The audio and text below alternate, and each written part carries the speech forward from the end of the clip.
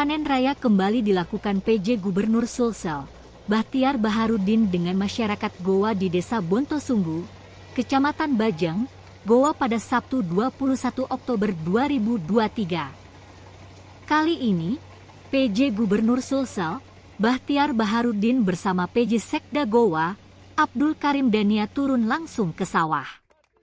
Luas lahan siap panen 250 hektar, jelas PJ Gubernur Sulsel, Bahtiar Baharudin. Pantauan Tribun Timur, PJ Gubernur, Bahtiar turun langsung ke sawah memotong padi. Bahkan PJ Gubernur juga ikut naik ke atas traktor memanen padi. Selama 2 hari, PJ Gubernur Sulsel, Bahtiar ikut panen raya di Sulsel. Hal ini menurutnya menjadi pembuktian penanganan El Nino. Mengingat masa tanam hingga panen ini berlangsung selama musim kemarau. Hari ini terbukti dengan gerakan tanam di masa El Nino terbukti di 2 tempat. Kemarin di Maros dan hari ini di Bontosunggu, Kecamatan Bajeng, kata Bahtiar. Kesuksesan panen ini berkat pompa air yang mampu menyalurkan air ke persawahan. Meski begitu, masih ada catatan yang jadi pekerjaan rumah PJ Gubernur, Bahtiar. Pompa air yang digunakan masyarakat Goa masih menggunakan gas. Sebab, pasokan listrik belum memadai untuk pompa masyarakat. Selanjutnya, PJ Gubernur Sulsel, Bahtiar Baharudin akan memantau daerah lain yang berpotensi panen di musim kemarau ini.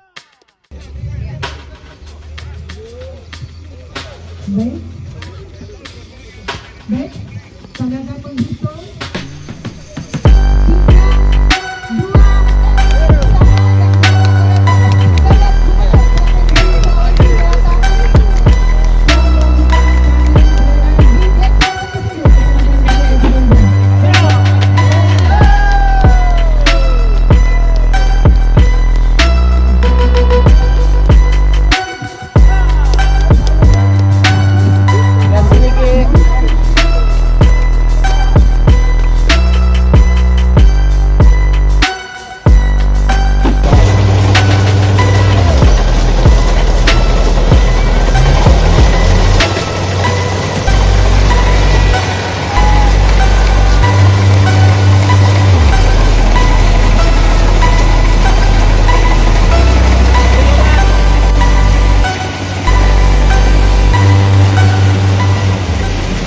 Ada 250 hektar ya masyarakat lakukan. Ini program apa namanya Pak Imran?